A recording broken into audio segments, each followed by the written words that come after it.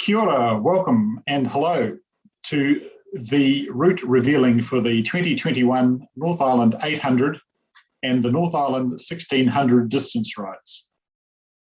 Many thanks to you for your interest in joining our rides. It's this support that keeps the organising group developing new rides with new roads and providing the annual October ride weekend at Turangi. You know that distance riders like to socialise with other distance riders. Many strong friendships have grown amongst people who have met at our events and shared their experiences and made opportunities to ride together on other distance riding events. There's also a swelling interest amongst the hardcore who get their rides certified by the American Iron Butt Association. Chris Wiltshire will talk more about that shortly. Thanks to COVID-19 restrictions on movement, the organising group has made some changes to how registered riders can complete this year's rides. These changes have also changed how we reveal the routes for the rides and provide riders with the information they need that's contained in the rider notes that we prepare and distribute each year. Please note that there is a downloadable GPX file available on the Distance Riders website for those of you who use GPS navigation, as well as a track map. And you can also find a downloadable version of the rider notes on that site as well. The guts of the changes is providing an opportunity for those able to get to Turangi for ride weekend to complete the ride in person. For those riders trapped in Auckland and also those who are keen to limit their COVID-19 risk profile, this year we have provided a virtual ride option. In-person riders will complete their ride on the weekend as we have done in the past. There are restrictions on numbers, movement and mingling at the holiday park, including scanning QR codes, wearing masks and social distancing. Other than that, riders still need to sign in, uplift their bits and pieces, get their bikes scrutinised and depart at the right time for their ride on Saturday. Virtual riders have 12 months from ride weekend to complete their rides. They must follow the required route and supply checkpoint and start and finish evidence to comply with their ride's requirements. All virtual riders have been given those compliance details and must follow those to the letter to get their ride approved. In a moment, Long John Silver will reveal the dastardly details for this year's rides. Hopefully his reputation as a master of motorcycling pleasure and pain will be enhanced for another year. Riders with questions about this year's rides can either talk with the Turangi crew after this briefing or send an email to distanceriders@gmail.com. We can set up online chat encounters if needed, as those can be easier to use than typing emails. Distance riders have been providing these rides for a few years now. This is our 6th North Island 800, 8th North Island 1600, and 3rd double badger. A lot of organisations needed to make these rides possible, particularly this year. Our rides are run by distance riders for distance riders. We have a dedicated core of volunteers who provide the services needed to deliver New Zealand's best distance rides. Thanks to each and all of you. Your stars and much appreciated. Here's Chris Wiltshire to provide some information about the Iron Butt Association. He'll be followed by the legendary Long John Silver to reveal this year's rides. Hi, I'm Chris Wiltshire, and for the past few years I've been involved with the Iron Butt Association's group overseas. We've been helping their worldwide group with things like ride verifications, their premier membership group services, the association's ride database, certificate and ride development work. And through this, we've established a reasonable presence for New Zealand within the IBA group worldwide. A fair amount of this has been achieved over the past 12 months. We now have our own country-specific set of New Zealand rides listed on the worldwide website. These include 4 special New Zealand-only certificates. The first one's the Straight Jacket, which is a 1,600 kilometre in 24-hour ride, which incorporates both islands and the ferry in the middle of it. Then we've got the Ride Around the Top and Bottom Paddock rides. These are 2 3,000+ kilometre rides which go around the extremities of each island and span 48 hours or more each. An award certificate when both of these paddock rides have been completed is available, called Checking the Boundary Fences.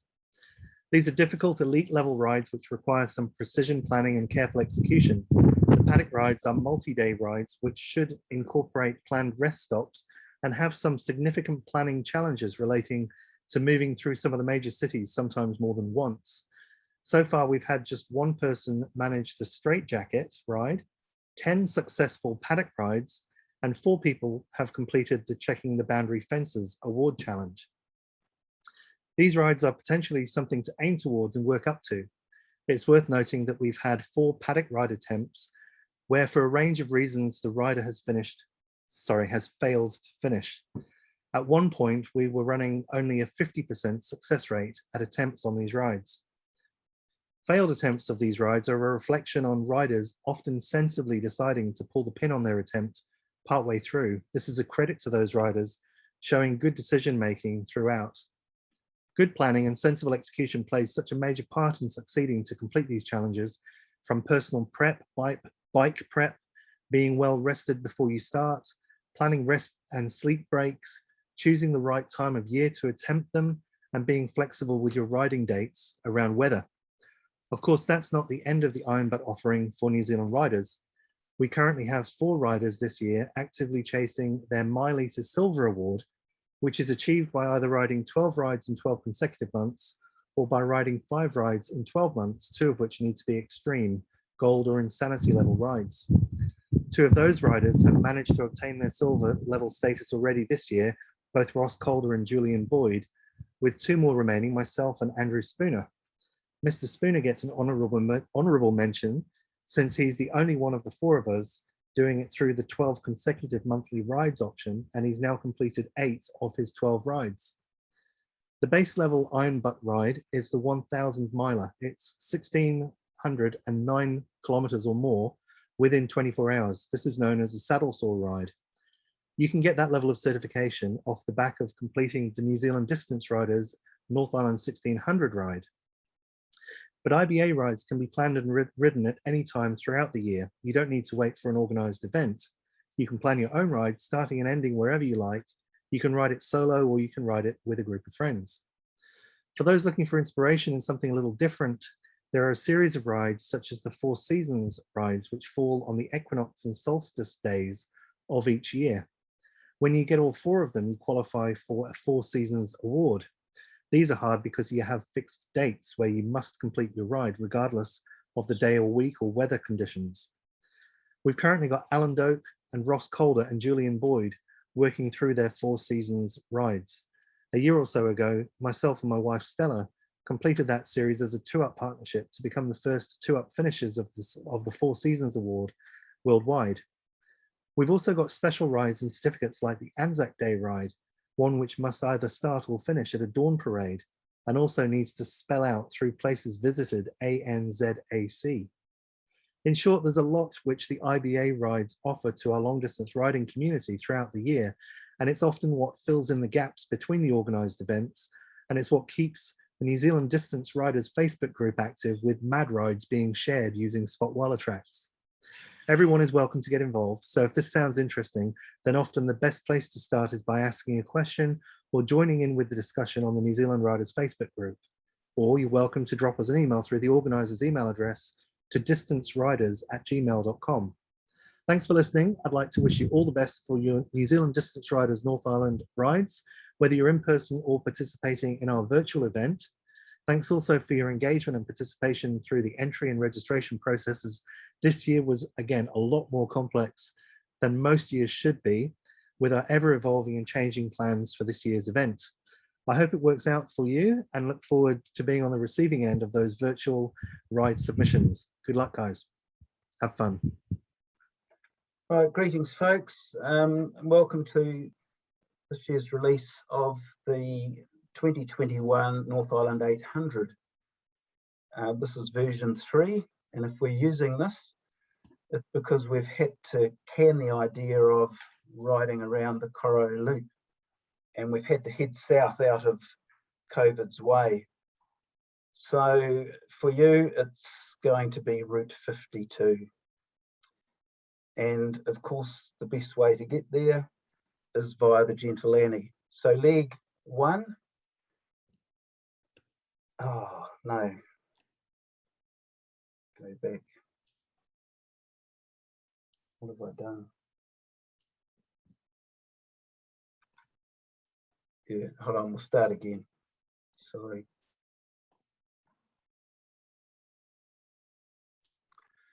Greetings, folks, and welcome to the 2021 North Island 800, and this is version 3. If we're doing this, it's because we've had to can the option of going around the Coro Loop, and COVID has sent us south. Before we start on that though, I'd just like to make a comment on the mapping software and these ride routes.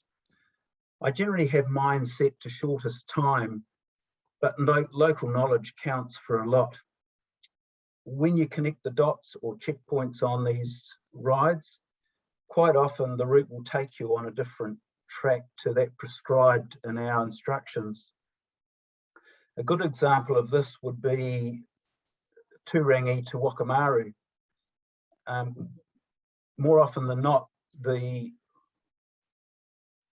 route or the mapping software will take you through Taupo and up State Highway 1, which has an abundance of 80k zones, a proliferation of double yellows, plus lots of traffic on a Saturday, many of which are quite happy to putter along at 20k's under the limit. Our experience and local knowledge means we know which route is going to be quicker, and particularly in this case on the Western Lake. And the other thing we do is we put in what we would call memorable roads. So these might not be gnarly, but just roads that when you're riding through an area, you might think, oh, I know where that is, let's go that way. So to this end, this year, we are providing a route track with the checkpoints in an online release. And so you can see that on the screen.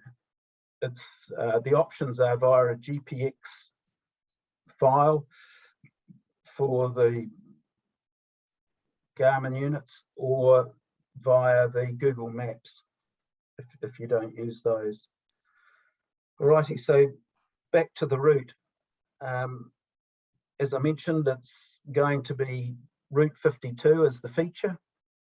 And to get there, we're going to go via the Gentle Annie. So leg 1 takes us down State Highway 1 through Waihuru, and then you turn off at Spooners Hill Road and get onto the Gentle Annie. And the first checkpoint is the bridge over the Rangatiki River, and there's the disused Springvale suspension bridge, which is always a good spot for a photo and ensures that you take our prescribed route. From there, leg 2, continue on the Gentle Annie to Omahu, head south and get on to State Highway 50A, and then that will take you down to Waipawa and Waipuk, and then at Waipuk you continue straight on to get onto Route 52, and the checkpoint 2 is at Taumata Whakatangihana ko Auau o Tamatea Turi Pūkaka Piki Maunga Horonoku Pokai Whenua ki Tanatahu, or on your instructions, the long name. For those that don't know, and if you ask Eugene, he'll probably try and tell you differently, but it's the place where Tamatea lost his hat and he had a cry. He scraped his knees as he scrambled down the hill after his hat. And the reason he lost his hat is because the wind never bloody stops blowing down there. But I digress. Right, so leg 3, continue on the Route 52. Now, Route 52 down to Wimbledon is lovely, sweepy roads and you can crank through there at cruising speed. Wimbledon to Weber is a dog's breakfast and a goat track. It's always had plenty of slumping and grit. Now they've put in roadworks to remove that stuff, and so it's still rough and gritty. From Weber down to Pongaroa is quite good. South of Pongaroa, there's another patch where there's roadworks, so take care through these sections. From Pongaroa, we continue down to Alfreton, turn left at the school. We continue down to Ditton Road, which is the checkpoint 3. This is just a junction, and it's to discourage you from heading out through Alfreton to Eketahuna and coming down too. It's the route photo, it's just a sign for Coopworths on a tree on the junction of Ditton Road and Route 52. From there, leg 4, continue down to Te Oriori. And when you get to Te Oriori, we don't turn right to go into Masterton, we're going to turn left and do a little loop. So you go to, it's in the instructions, the road, Wiraiti Road, I think it is, and you follow that to Westmere Road, and on the corner of Westmere Road is Wainuiaru School, and there's a big sign in front of the school. Just take a photo there. This road from here is called the Water Towers Loop, which is quite popular with the Wairarapa and Wellington based riders. So from that point there, leg 5 can take the Westmere Road and you turn right onto Te Waro Road or Te Whalo Road if you're not from Taranaki. Now just watch that intersection. It's on the road comes into a T intersection on a loop, and it's easy to misjudge, and you could end up in the middle of the road with traffic coming. So just take care at that intersection. You then take Te Waro Road, and that is where they run the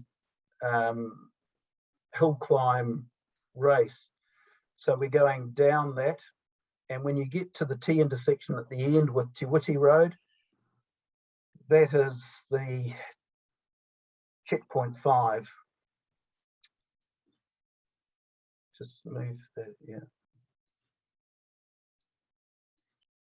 Leg 6, we're going to go from the road signs at Te Witi Road, carry on through Masterton and head north on State Highway 2. A bit out of town, we're going to turn right onto Kaiparoro Road, or Opaki Kaiparoro Road, and head to Morrisville. This is a nice wee road. It used to be State Highway 2 back in the day.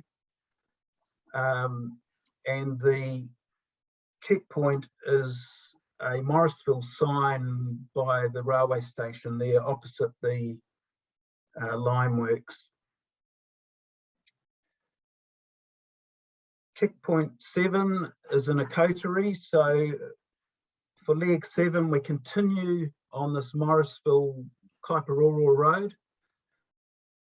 It comes out and across the bridge and turn right onto Faulkner's Road, and that brings you out onto State Highway 2 again. Turn right to head north on State Highway 2, go through Eketahuna, and then we turn left on Tutaikara Road and go via Mangamairi and onto the track.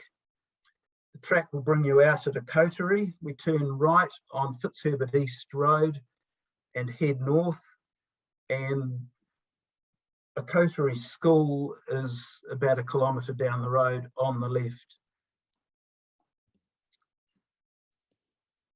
Checkpoint 8, or leg 8, will continue on the Fitzherbert East Road to State Highway 3, turn left and cross the bridge, then turn right to go into Ashurst, and turn left on Oxford Road to get onto the Collyton Road and across to the Cheltenham or Kimbolton Road and head up to Cheltenham.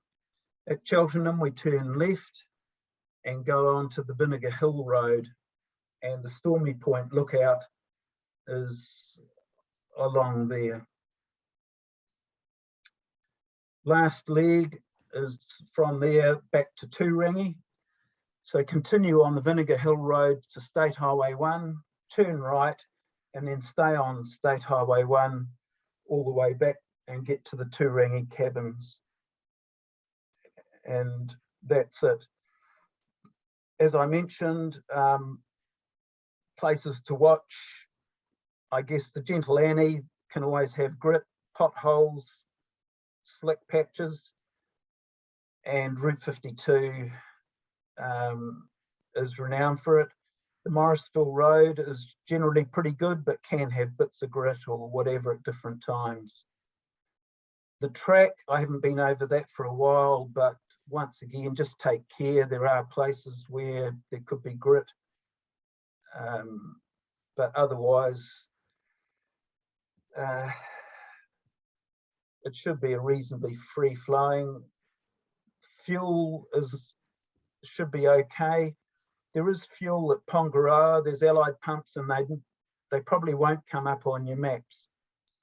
I think it's probably only 91, but otherwise there should be plenty of fuel. Good luck.